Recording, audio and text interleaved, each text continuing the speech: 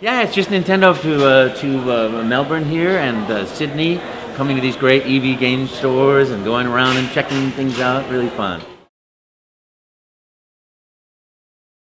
You know, it's been absolutely fantastic for me. I started as an actor, I was 20 years old. This was, more than 10 years ago. And did theater for about 10 years, and then started doing corporate films and corporate videos and voiceovers, and just one thing led to another, and then trade shows. And it was in getting a trade show that someone said, you got to crash this audition, it's for a trade show. And I said, well, I've never crashed an audition in my life. Forget it, I'm not going to do it.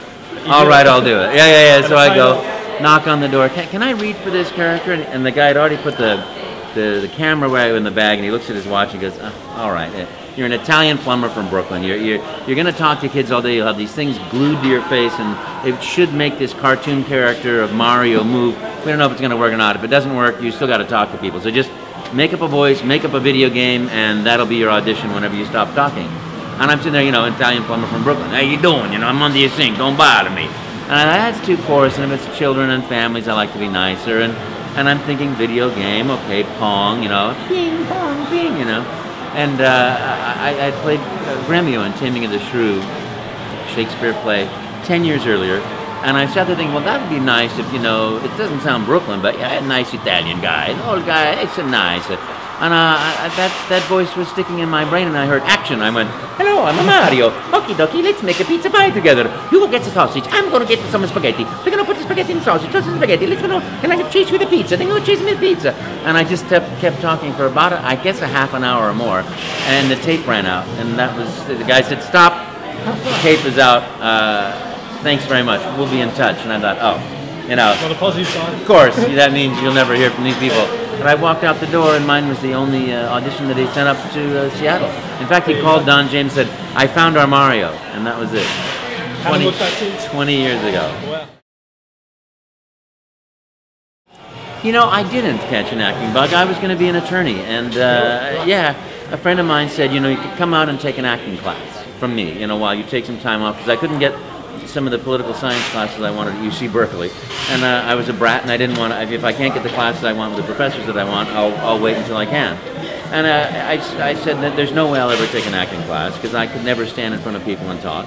And then I did. He talked me into it, and the first time I did a monologue. It was from the Spoon River anthology, anthology about people that had died. You stand there talking about this is how I died. Very melodramatic.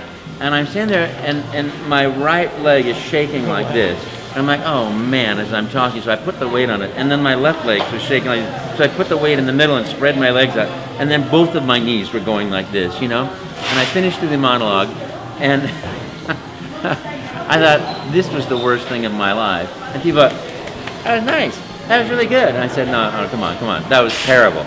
No, that was great.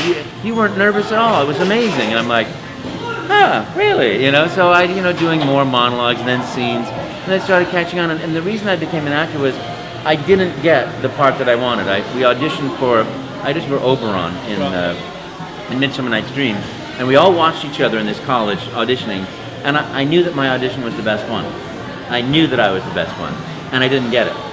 Really? Yeah. Right. And that made me go, okay, I'm getting everything from now on, which of course is ridiculous. You can't. But I joined a speech team, and we won first team place in the state and then the national championship. And then Berkeley Rep came along and auditioned, and the same group of us went and auditioned, and I got Berkeley Repertory Theater, the apprenticeship program. And I went to school in England for drama school, and then came back and did theater, and then progressed. So it's really the tenacity that really is what's it was being told no. Yeah. Not going to give in to rejection. I'm a brat, don't tell me I can't have it. I'll want it more, So I did. I did work with Hugh Grant and Tom Arnold in a movie called 9 Months, and Michael Douglas in The Game, and Sean Penn, people like that, and then Cloris Leachman in a movie called California. That was great. That was really fun. The movie didn't go anywhere. It was a terrible movie, but it sure was fun meeting her. Yeah.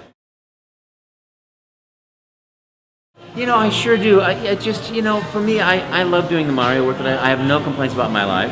You know, it's just I want more of it, more of it. But you know, if the auditions come along, I'll go running to them. I have an agent in Los Angeles and an agent in San Francisco, and when things come, I go running after them. You know, like a dog chasing a ball on the beach. You know, it's a ding, ding, ding. There it is. Go get it. Boy, that's a really good question. You know, I don't have any other thing that I really know how to do. I painted houses when I was 20 years old so I could work my way through college. I worked in a restaurant 2 summers, throwing food at people. I was terrible at that. I don't know, you know, and I tried doing business and I wasn't very good at that. I guess, you know, when you do something that you love and then you pursue that thing that you love, it makes sense, and the world makes sense around you to have those things that you have and to do more of it, you know. So it's always been that's it for me. It's like, that's it. You do what you love, and that's what happens. It comes to you. Agree, yeah, for sure. Yeah. Do you have any fun stories to share? You know, I don't. I walk around and I talk to myself in the Mario voice, and once in a while I go, "Mamma mia, let's go," and I hear "toot toot toot toot" as I'm walking along. But I don't really jump into, you know, everybody's cheating but me, you know. But okie dokie, let's go. Excellent.